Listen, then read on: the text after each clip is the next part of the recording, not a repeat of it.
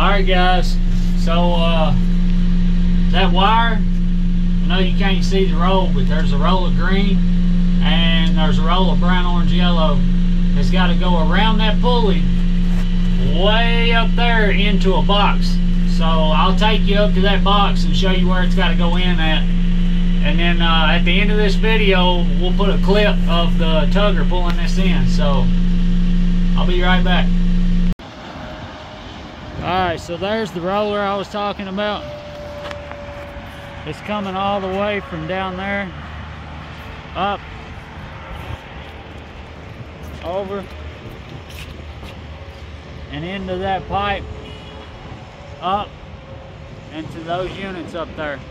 So that's where we're headed. Alright guys, so here's the other end of that wire pull. We've got the Maxxis 6K Southwire cable puller, aka the 6K tuggers, and we're using a Southwire 10,000 pound rated rope, and we're pulling in 2.5 inch conduit. We're pulling 250 kc mil wire. So the way this works is the wire goes around that pulley, and there's a Milwaukee Super Hog over there running it. So the rope goes around those two pulleys down to here, and then all you gotta do is roll your rope up as you're pulling, and it's that simple. This pull here is going to take about 20 minutes, so whenever the head of the wire gets ready to come out, I will get back on here and show you it coming out of the conduit. Alright guys, the head is fixing to come out of the pipe.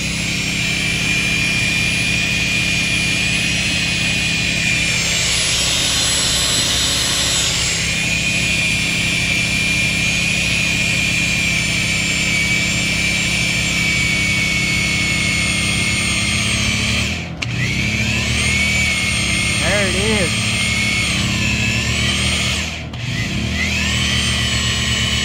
There it is.